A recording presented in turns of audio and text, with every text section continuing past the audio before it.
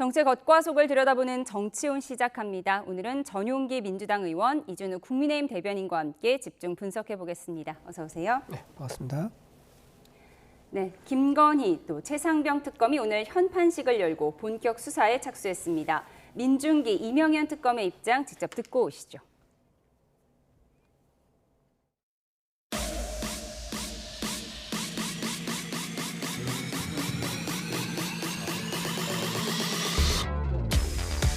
모든 수사는 지나치거나 기울어지지 않게 진행하겠습니다.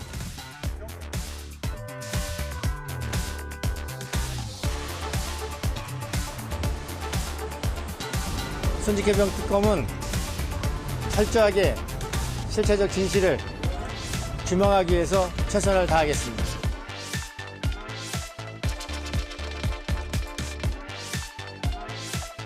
국무회의 사후 문건 작성 폐기 의혹에 대해서 한 말씀 부탁드리겠습니다. 오늘 어떤 부분 소명하실 건가요? 오늘 참고인 신분으로 오셨습니까? 피의자 신분으로 오셨습니까? 내란 동조 의혹 어떻게 생각하십니까?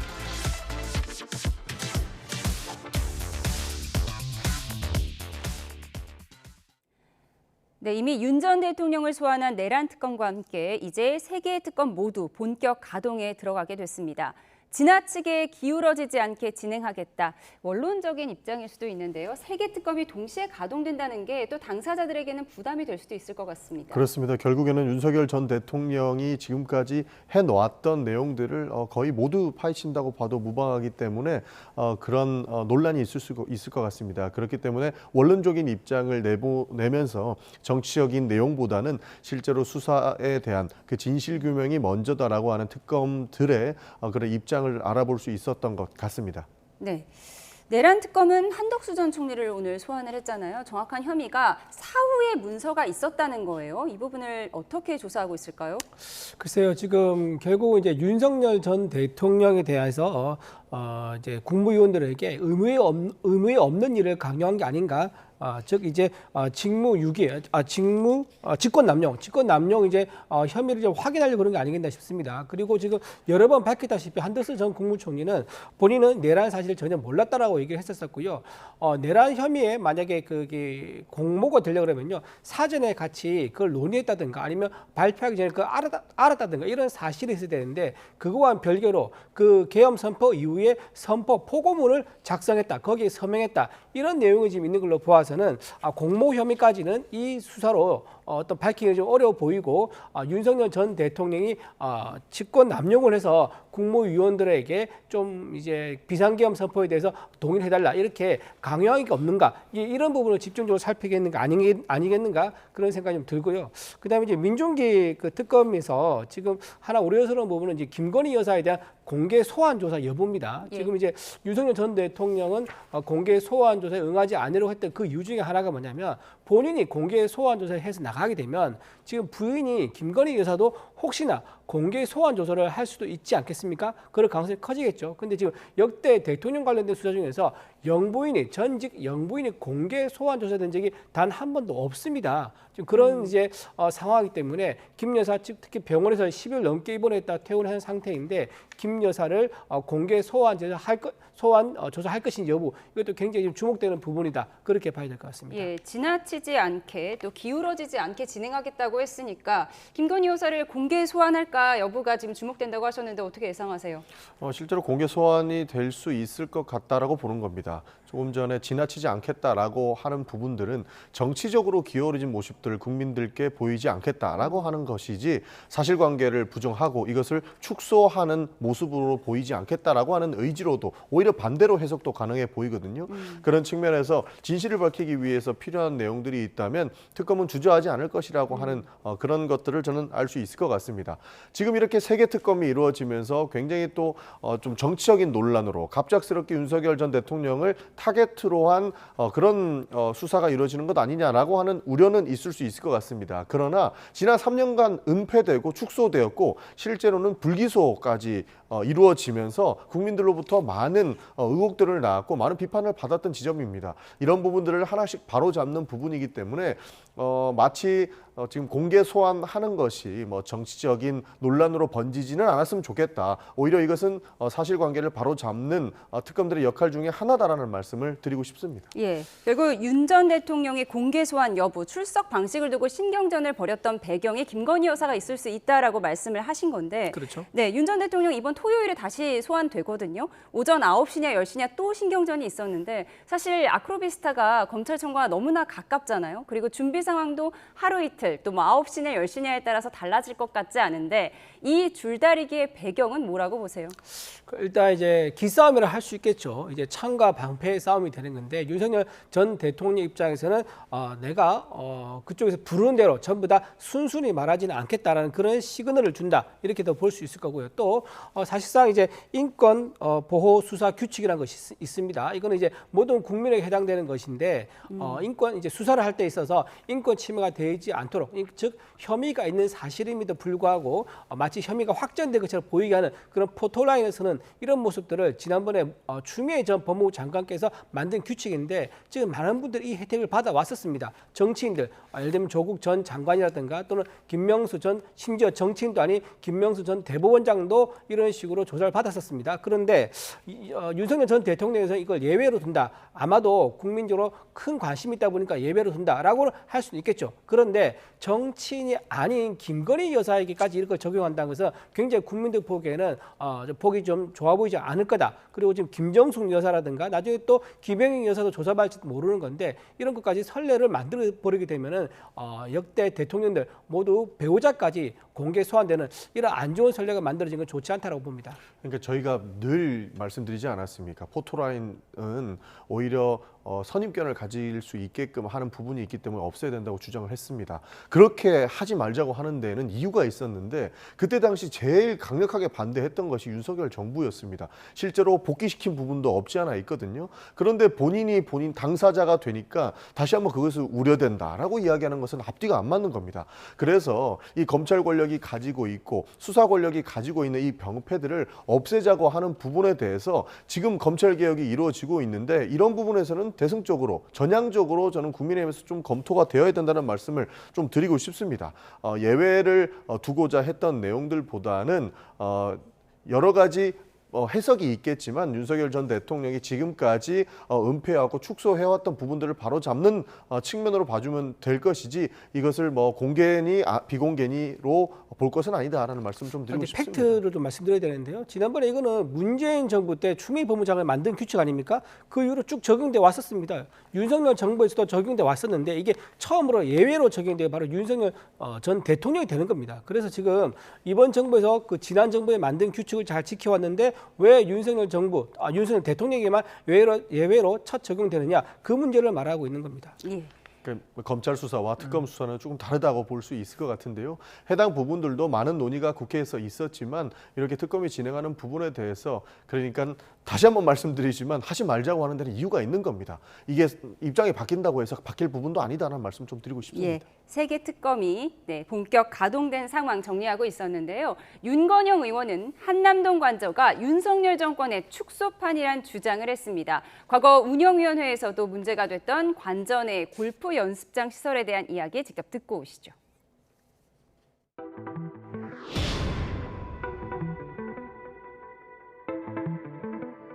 어떤 용도로 쓰여지는 건물인지 혹시 실장님 알고 계신가요?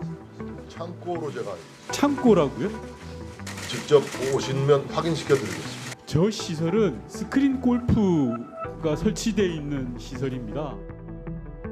한남동 관저가요. 저는 그 자체가 작은 윤석열 정권이라고 봅니다. 축소판. 그냥 정상적으로 경쟁 입찰해가지고 골프연습장 지었으면 큰 문제는 충분히 이야기할 수 있죠. 아니라는 거잖아요. 국민들 절차를 지키지 않았어요. 등기조차도 하고 무허가입니다. 두 번째는 예산을 다른 곳에서 전용했다는 겁니다. 써서는 안 되는 경호처 예산을 쓴 거죠. 사실상의 뇌물입니다. 내란 특검팀이 현역 장교의 녹취록을 확보했는데 이 현역 장교가 뭐라고 그랬냐면 김용대 드론 작전 사령관으로부터 10월과 11일 평양에 무인기 보낸 거는 V의 지시라고 들었다. 네. 요 워딩에 담겨 있는 녹취록이 있다는 거거든요. 사진 속 우리 군의 무인기가 북한이 평양에서 발견한 무인기랑 쌍둥이처럼 똑같아요. 아 그래요. 흡사해요.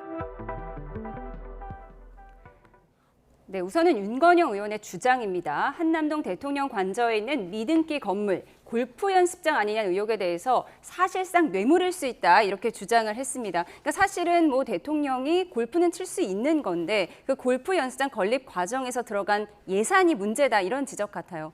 그렇습니다. 예산이 원래 다 항목이 있는 거고요. 이것을 다른 용도로 쓰게 되면 다 허가를 또 받아야 됩니다. 또 끌어오게 되면 그것도 허가를 받아야 되는 부분인데 일단 주장의 요지가 이런 것 같습니다. 골프장 설치를 한 4, 5억 정도 든다. 근데 1억 3천만 원에 지었다고 한 거 보니까는 뭔가 축소해서 이제 공사를 한 게 아니냐 또는 딴 데에서 예산을 끌고 왔은 거 아니냐 이 문제를 얘기한 것 같습니다. 그런데 지금 골프 연습장이 어떤 시설인지 확인이 됐습니까? 그게 안에 이제 뭐 마감재라든가 또는 이제 뭐 고급화 정도라든가 또는 편의시설 뭐 자동화라든가 이런 것들에 따라서 가격이 굉장히 천차만별이거든요. 일괄적으로 4, 5억이다. 윤건영의 말대로 일단 믿을 수는 없습니다. 확인을 해봐야 알 수 있는 거다 말씀드리고요. 그리고 지금 뇌물 공여 뭐 이런 식으로 얘기하는데 김영현 장관이 윤석열 전 대통령에게 잘 보이기 위해서 사실상 뇌물을 준 것이다. 이런 식으로 얘기한 것 같아요. 그렇게 따지면요. 대통령 관련된 모든 것들 다 뇌물이 됩니다. 예를 들면 대통령 차가 이제 부위가 타는 차는 특수 차량이죠. 그 차가 좀 오래된 것 같다.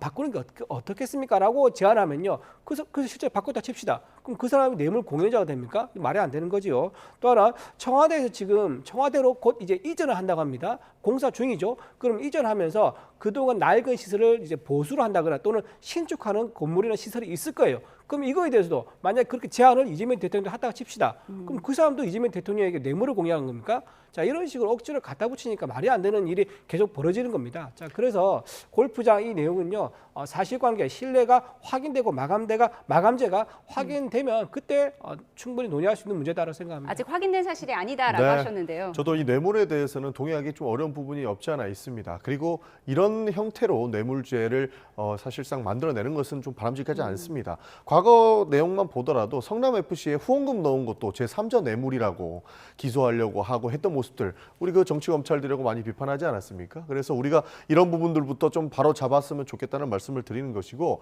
저도 국회 운영위원회에서 활동을 하고 있습니다. 그런데 흰옥기탕, 뭐 골프 연습장 이런 것들의 의혹이 제공됐을 때 단 하나도 해명하지 않았습니다. 그리고 다 어불성설이라고 이야기했는데 하나씩 두 개씩 사실관계로 펼쳐지고 있는 것이 있는 것이죠. 그러다 보니 이런 논란이 안 나올 수가 없는 겁니다. 사실 관저를 옮기면서 있었던 일들 그리고 그 공사 수주의 문제점들 앞으로는 더 많이 나올 텐데요. 이 사실관계가 확인이 되고 나면 그에 대한 책임도 물지 않을 수 없다. 왜냐하면 그 청와대나 관저에 대한 살림을 책임지는 사람들이 결국에는 책임자가 있을 거 아닙니까? 그 책임자에 대한 책임 추궁을 위해서라도 세금이 마구잡이로 쓰이지 않게끔 하는 부분들은 사실 의혹에서부터 규명까지 시간이 걸리겠지만 그 규명을 위해서는 노력을 해야 된다는 말씀 드리고 싶습니다. 예, 그런가 하면 내란 특검 때문에 지금 외환죄 여부에 대해서도 수사하고 있는데 평양에 무인기를 보낸 건 VIP의 지시가 있었다. 이런 녹취록을 확보했다고 해요. 이건 아직은 전원의 전원인 건가요? 그렇죠. 지금 이제 그런 얘기가 있었다라고 말이 전해진 겁니다. 그런데 그 내용을 확인할 필요가 있습니다. V가 이제 좋아했다 또는 지시했다 뭐 이런 얘기 같은데요. 이제 뭐 녹취록에는 북한 측의 격앙된 반응을 윤 전 대통령이 좋아했다 뭐 이런 내용이 포함됐다고 하는데 뭐 당사자의 녹취가 아니라 전원의 전원이다 이렇게 그렇죠. 알려지고 있습니다. 그러니까 이게 어떻게 볼 수 있냐면요. 실제로는 그 지휘관이 사병들에게 너네가 한 작전에 대해서 매우 위에 있는 부위가 좋아했다라면 사기 신작이 되지 않습니까? 그런 얘기는 저도 사실 직장 생활에서 많이 합니다. 저도 국회에서 보좌관 생활을 오래 했는데 우리 직원들, 보좌진 스태프들 사기 신작을 위해서 어떤 일을 수행하고 나서 야 너네 이거 수고 정말 많이 했어. 의원님이 정말 너네 잘했다고 칭찬하더라 라는 말을 하지도 않았음에도 제가 하는 경우가 왕왕 있습니다. 그런 맥락일 수도 있는 거죠. 그래서 좀 추가로 확인이 필요하다 말씀을 드리고요. 또 하나 잠깐 말씀드리면 2022년에 북한이 먼저 드론을 내려보냈지 않습니까? 그때 어떻게 내려보냈습니까? 김포에서 파주 자유로를 해가지고요. 광화문과 청와대, 그다음에 용산까지 와가지고 1시간 동안 배회하고 올라갔었습니다. 그런 전례가 있는데요. 자, 이런 게 있습니다. 경제는요 상호주의죠.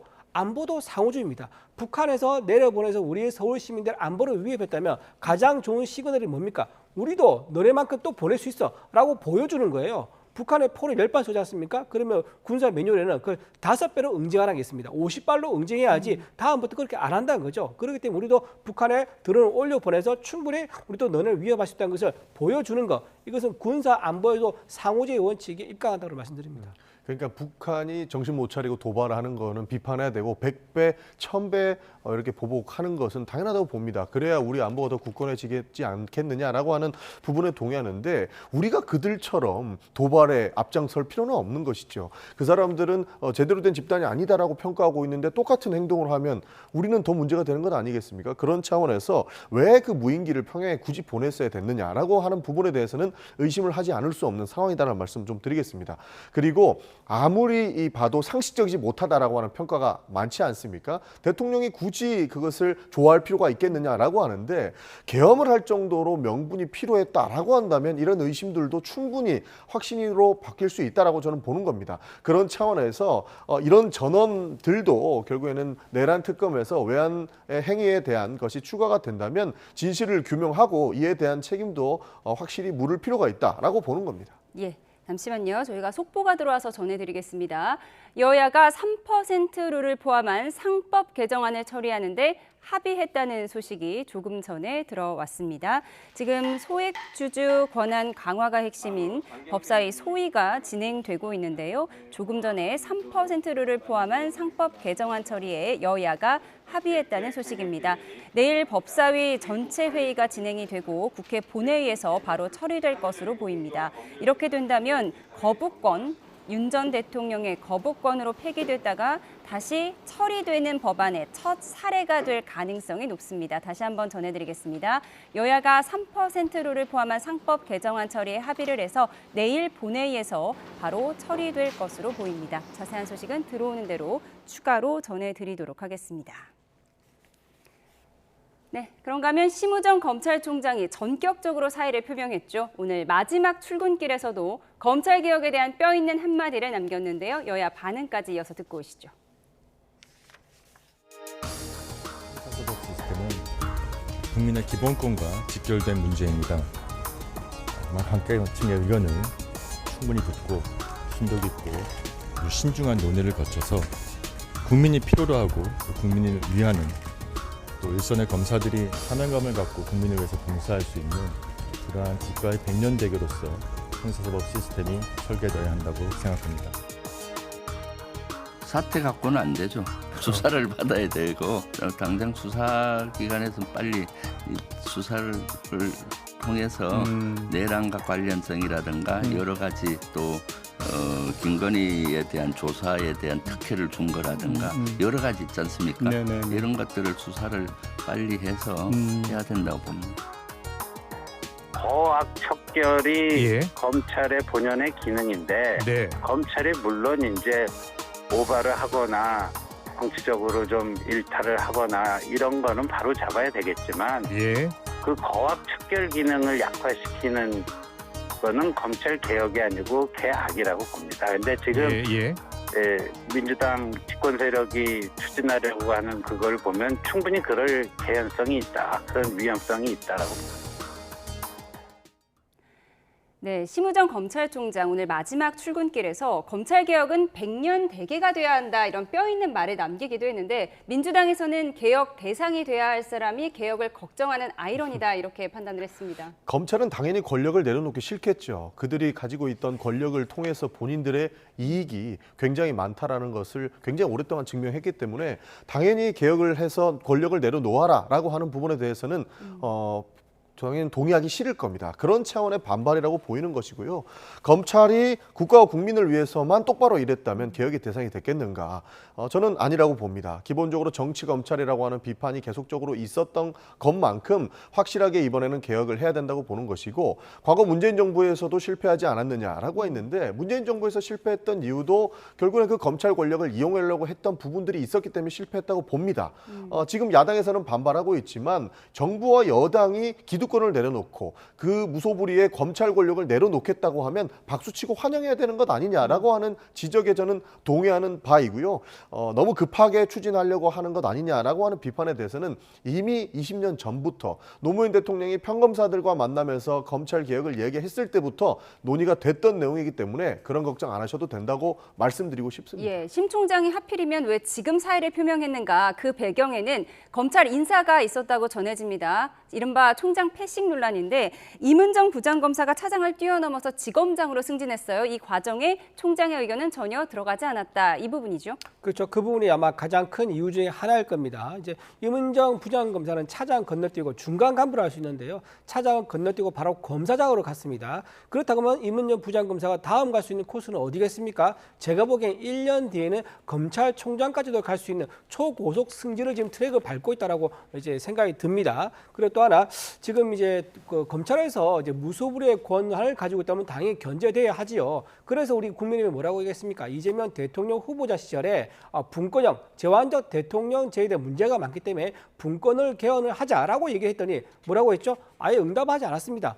즉 본인이 사용할 권한에 대해서는 손대지 마라고 하면서 검찰이 가진 권한에 대해서는 칼질한다. 이거 국민들 보기엔 내로남불이라고 볼 수 있을 것 같습니다. 또 하나 지금 정성호 이제 국회의원이 법무부 장관으로 갔고요. 또 이제 윤호중 의원님이 행안부 장관으로 왔습니다. 둘 다 기소와 수사를 담당하고 있는 최고 중앙 부처입니다. 자, 이렇게 검찰 개혁의 투탑이 결정되다 보니까 아무래도 검찰총장이 할 수 있는 게 없을 거다라는 그런 자괴감도 아마 들었을 겁니다. 그리고 또 하나 마지막으로 윤석열 전 대통령 관련된 재판이 하나 빼고 지금 거의 다 재판 중지되지 않습니까? 그러다 보니까 검찰로서는 공소 유지의 의무가 있는데 이 5개 재판 중에서 4개 재판이 전부 다 중지되는 상황이 되니까 공소 유지할 수 없는 거 여기에 대한 책임도 아마 느끼면서 그래서 사의를 표명한 게 아닌가 그런 생각이 듭니다. 심우정 검찰총장의 사의 표명 배경을 분석해봤습니다. 국민의힘 이야기 좀 해보겠습니다. 국민의힘은 오늘 송원석 비대위원장 체제가 출범하게 됐는데요. 혁신위원장에 안철수 의원, 국민의힘은 지금 상황이 코마에 비유된다고 했습니다. 먼저 듣고 오겠습니다. 사선의 안철수 의원님을 당 혁신위원장으로 모시겠습니다.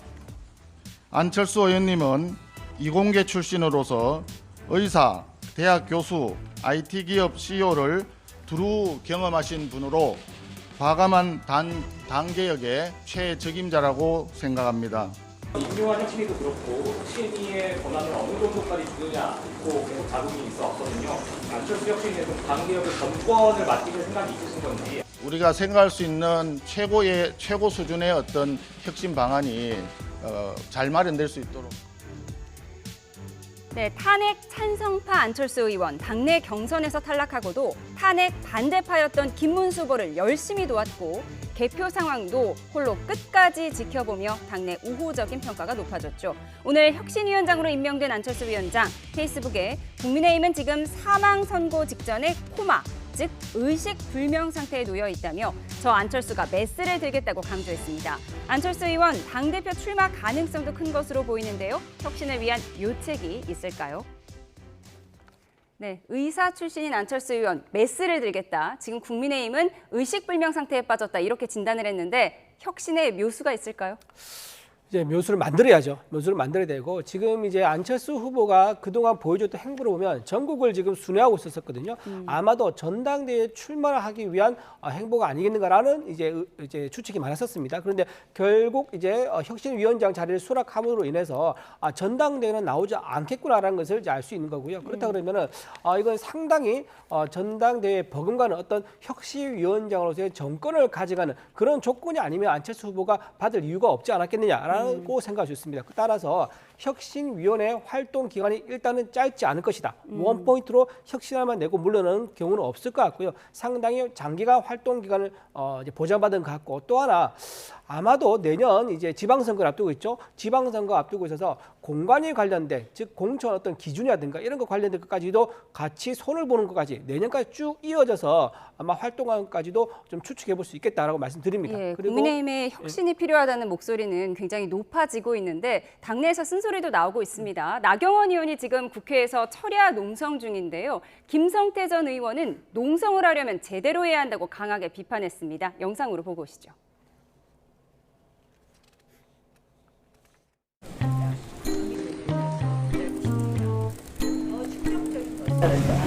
간식하시는 건 아니지?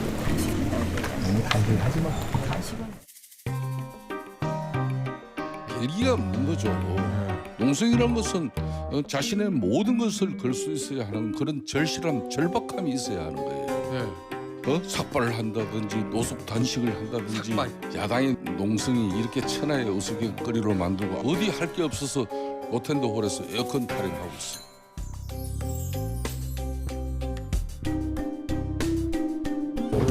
나가지. 카메라 나가지.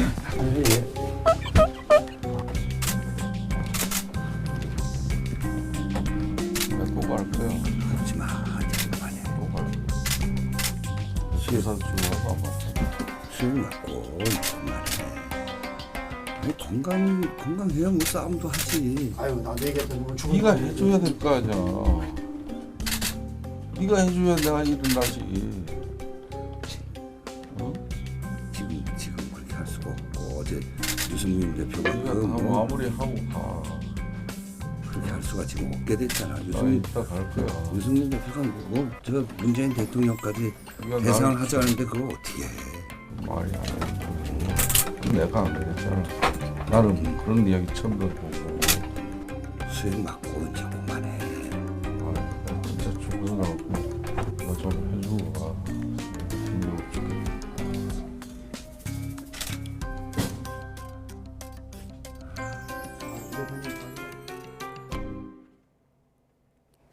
네, 드루킹 특검 때 10일 동안 농성했던 김성태 전 의원, 나경원 의원을 향해서 처절함과 간절함이 없다 이렇게 증언을 했는데 우원식 국회의장이 당시에 민주당 원내대표로서 이렇게 찾아갔어요. 실제로 그때 당시에는 조금이라도 명분이라도 있었다라는 말씀 드리고 싶은데 지금은 명분도 없고 실리도 없었던 것이 됐죠. 그러니까 로텐더홀에서 웰빙 김밥 먹으면서 어떤 커피, 좋은 커피 먹으면서 있었던 이런 모습들을 보니까 전 원내대표로서 굉장히 좀 안타까웠던 것 같습니다. 김성태 원내대표의 당시에도 우원식 의장께서 원내대표셨거든요. 그때 당시에는 그래도 명분이 있었기 때문에 저렇게 정치적인 면모도 보여줬고 인간적으로 어떻게 풀어야 될지를 보여줬었는데 지금은 이 농성이 억지가 되면서 굉장히 좀 폄훼되는 모습이 보였기 때문에 원내대표 선배로서 아무래도 쓴소리를 할 수밖에 없는 상황이지 않았을까 저는 그렇게 평가합니다. 예, 지금 국민의힘이 야당으로서 처절함과 결기가 없다. 김성태 전 의원은 이렇게 안타까운 마음으로 조언을 하셨는데 후배로서 어떻게 보십니까? 전장에서 지금 나경원 의원이 홀로 외롭게 싸우고 있습니다. 지금 다른 의원들 지금 저기 나가 있습니까? 나경원 의원만 혼자 나가 있지 않습니까? 철야 농성이라고는 이제 형식을 취하고 있어 나가고 있는 건데 거기서 김밥 먹은 거 가지고 아니 그 김밥도 무슨 김밥 천국에서 아닌 뭐 조금 고급스러운데 김밥 먹으면 그게 철야 농성이 아닌 게 되는 겁니까? 단식이라도 해라 이런 말씀이었던 것 같습니다. 근데 김성태 이제 원내대표 이제 뜻은 이해는 됩니다만 본인이 했던 걸 기준을 가지고 내 기준에 안 맞으면은 폄훼하는 듯한 그런 발언은 좀 제가 보기엔 좀 선배의 따뜻한 충고는 고맙긴 하지만 그 수위라든가 그런 건 조금 적절하지 않다. 지금 혼자 외롭게 싸우고 있는 나경원의 뜻을 한번 먼저 생각해 주면 좋지 않겠나 생각합니다. 네, 나경원의 입장도 좀 고려했으면 좋겠다라는 후배의 말씀이었습니다. 네, 지금까지 정치온 전용기 민주당 의원 이준우 국민의힘 대변인과 함께했습니다. 고맙습니다.